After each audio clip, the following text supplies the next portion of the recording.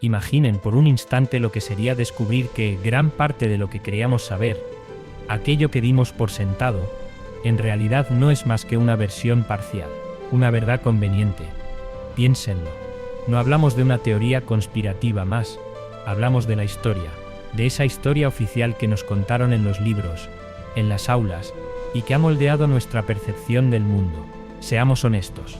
A menudo, en nuestro día a día, aceptamos las cosas tal y como se nos presentan. Nos llega un correo electrónico con una directriz y la acatamos sin cuestionar a fondo su origen o sus motivaciones. Vemos una noticia y la asumimos como la verdad absoluta, sin indagar en los matices, en las voces silenciadas. Esa prisa constante, esa saturación de información, nos ha vuelto complacientes, nos ha robado el tiempo para la reflexión crítica, para la pausa necesaria que nos permite ver más allá de la primera capa. Pero ¿qué sucede cuando esa primera capa, en un contexto histórico tan monumental como la conquista de América, se resquebraja? Cuando un documento olvidado, relegado al silencio durante siglos, emerge para desafiar el relato establecido. Hoy, vamos a sumergirnos en esa revelación. Vamos a desenterrar los secretos de una carta. Una misiva particular. No es una más de las miles que se escribieron en aquellos tiempos convulsos. Es una pieza única. Una que, por su contenido, por su origen, por las implicaciones de sus palabras, debería haber reescrito capítulos enteros de nuestra historia. Y, sin embargo, permaneció oculta, ignorada. Durante mucho tiempo, los eventos clave de la conquista han sido narrados desde una perspectiva dominante. Una perspectiva que, si bien nos ha aportado un marco, también ha dejado enormes vacíos. Preguntas sin respuesta. O, peor aún, respuestas que no encajan del todo con la lógica. Como esa sensación de inquietud que nos asalta cuando una explicación oficial sobre un evento actual no nos satisface plenamente. Esa chispa de duda que nos dice, aquí hay algo más. Precisamente esa chispa es la que encendió esta carta. Un testimonio directo, cruelmente honesto y sorprendentemente revelador. Un documento que nos obliga a reconsiderar no solo lo que pasó, sino también cómo lo interpretamos. Y quizás lo más importante, cómo esa interpretación sigue afectando nuestra comprensión de la identidad y del poder hasta el día de hoy. No es solo un viaje al pasado, es una invitación a la reflexión, a mirarnos a nosotros mismos, a nuestras propias verdades y a las que nos han sido legadas. ¿Cómo es posible que un documento de tal envergadura, con la capacidad de sacudir los cimientos de nuestra comprensión, permaneciera en la sombra durante siglos? Piénsenlo. Es como ese informe crucial en el trabajo que nadie leyó, archivado en una carpeta olvidada, mientras las decisiones se tomaban con información incompleta.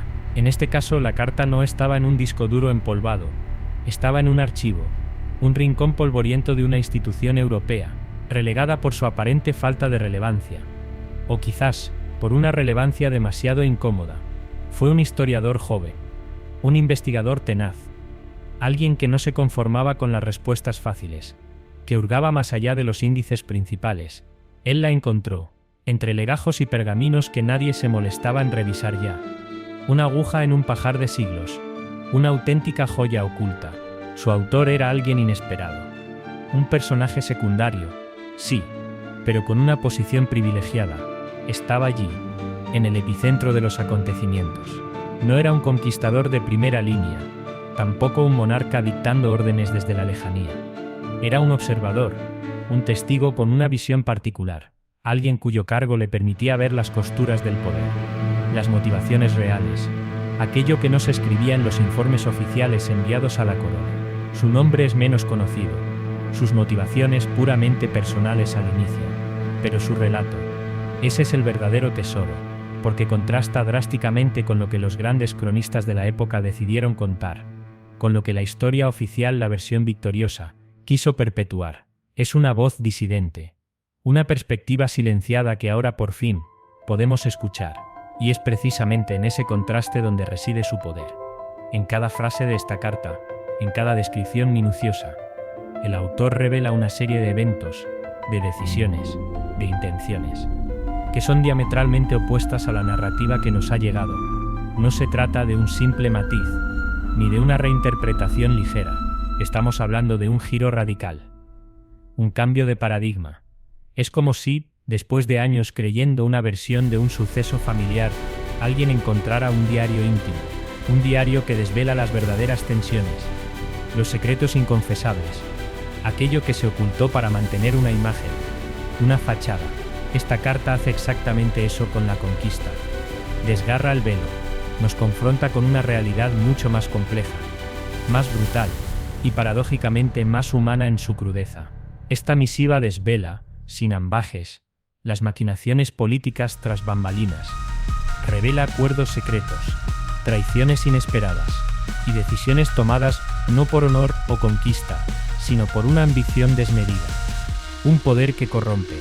No hay espacio para las glorificaciones heroicas que tan a menudo encontramos en los relatos oficiales. En su lugar, emerge la imagen de hombres. Hombres complejos, sí, pero también desesperados, astutos y a menudo profundamente inmorales. Sus acciones, lejos de ser gestas, se tornan en estrategias calculadas para asegurar beneficios muy personales, muy tangibles. Es como cuando descubrimos que esa gran idea en la empresa, vendida como un beneficio para todos, en realidad solo favorecía a un par de directivos. La decepción es palpable, y la visión del mundo un poco más cínica, pero también más real. El contenido de la carta también arroja una luz devastadora sobre las interacciones con las poblaciones indígenas. No solo presenta un panorama de la brutalidad ya conocida, sino que expone la frialdad con la que se articulaban planes de dominación, de sometimiento, de aniquilación cultural. No eran meros malentendidos o choques de civilizaciones, como a veces se nos intenta hacer creer. Eran cálculos fríos, estrategias deliberadas para desmantelar estructuras sociales enteras, para imponer una nueva fe y un nuevo orden. Cueste lo que cueste, nos obliga a ver el inmenso sufrimiento desde una perspectiva mucho más íntima, mucho más desgarradora, y a reconocer la magnitud de una tragedia que sigue resonando hasta nuestros días, en las identidades fracturadas, en las heridas no cicatrizadas. ¿Y por qué, con todo esto, la carta no irrumpió en la conciencia histórica de manera masiva? Porque la verdad, amigos, a menudo es incómoda, es disruptiva, desafía narrativas que ya están arraigadas, que ya forman parte de nuestra identidad colectiva. Integrar estas revelaciones habría significado un esfuerzo enorme, un reescribir, un reexaminar. Y eso, para las instituciones, para los poderes establecidos, no siempre es rentable, no siempre es conveniente. Es como ese feedback negativo en el trabajo que preferimos ignorar. Esa crítica constructiva que nos obliga a salir de nuestra zona de confort. Es más fácil archivarla. Es más cómodo mantener la historia tal y como la conocemos. La versión limpia, la versión digerible. Pero la historia, la verdadera historia, nunca es limpia, nunca es sencilla, y documentos como este nos recuerdan que nuestra comprensión del pasado es un mosaico en constante construcción, que no hay verdades finales, que siempre debemos estar dispuestos a cuestionar, a indagar, a buscar las voces que fueron silenciadas, las perspectivas que fueron borradas.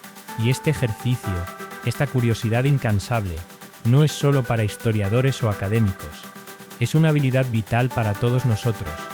En un mundo saturado de información, de opiniones polarizadas, de verdades instantáneas, es crucial desarrollar ese ojo crítico, esa capacidad de ver más allá de la primera capa, de preguntarnos ¿quién me está contando esto?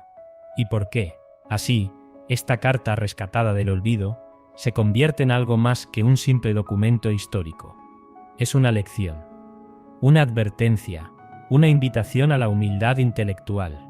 Nos muestra que la búsqueda de la verdad es un viaje sin fin, un viaje que exige valor, persistencia y una mente abierta.